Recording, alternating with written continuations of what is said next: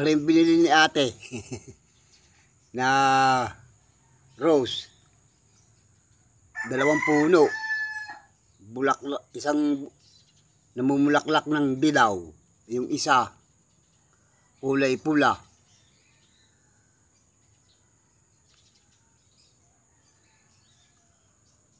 Umuulpot yung bagong mga sanga. Ay namang isa, marami ng lumilitaw na bulaklak. Ang problema ko rito, iniisip ko paano pararamihin ito. Ay hindi naman ito, hindi ko naman alam kung ito nagbubunga ng butin ng buto.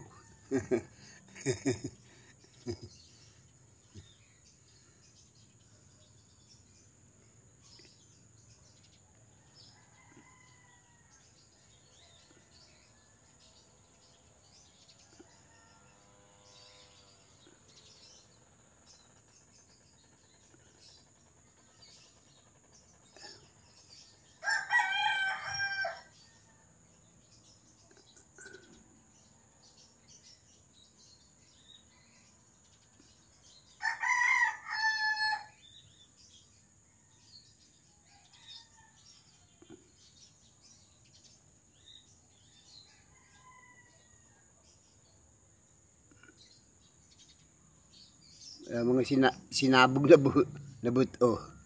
Pagka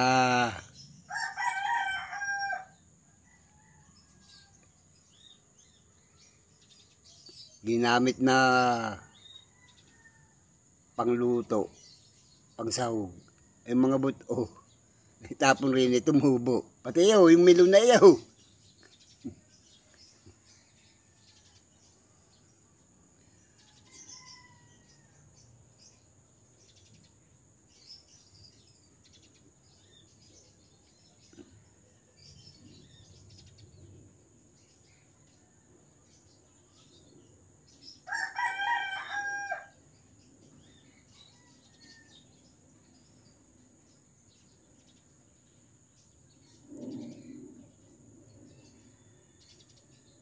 Halika nga aking pag-aaralan kung paano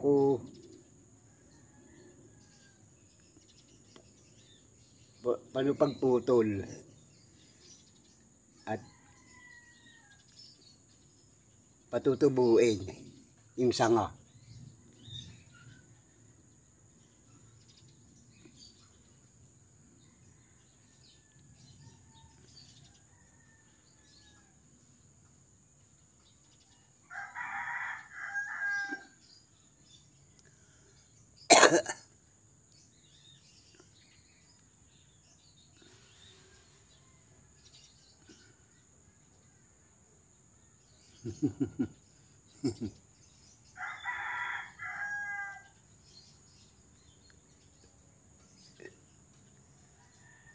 Marami akong kwan rito, pakinabang rito sa aking mini garden na rin. Pero pwede ko itong punuin ng bahay. Kaysa magpus ako ng magpus ng mga lugar.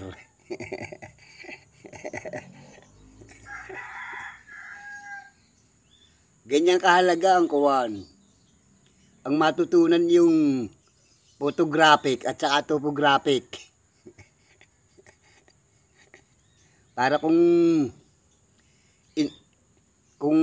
naintindihan na, ay mind mapping na lang, sa isip na lang gumawa ng mapa.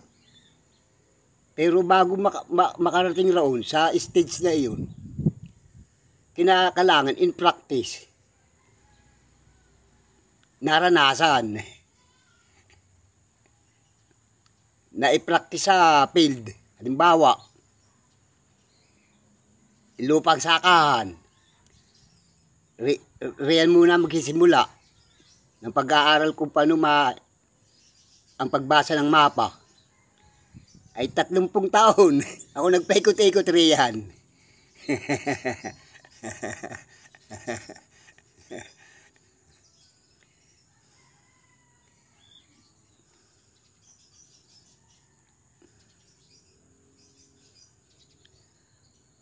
apat na taon, nilakar ko ang kaburukan ng Sierra Madre.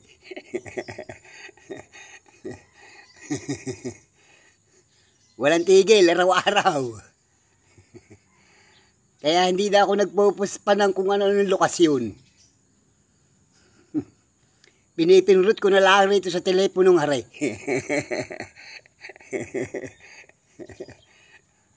Sa mapa ng Google. Haya, alam na kaagar. Large scale. Particular location, ang scale. Rastada ng kalupaan. Mga establishmento ng pamahalaan. Istruktura. Yun lang, istruktura ng organisasyon nila. Kung paano nagmamaterialize sa mga pinagbubula ng kabuhayan. Ito, naka-stack, walang mapasukan. At siyempre, umiidar na. Pero kung kabataan ko pa, wala, hindi nyo makikita rito. Hawak ako ng Armalite, baril. At barilan kita. Pagka pinuno mo ng walang hiyangaan pamamahay. Ay ngayon, hindi na. May edar na eh. Senior na. Bye-bye. Mga kakomunidad. Hindi kasi ako nasanay ng buhay nilang iya.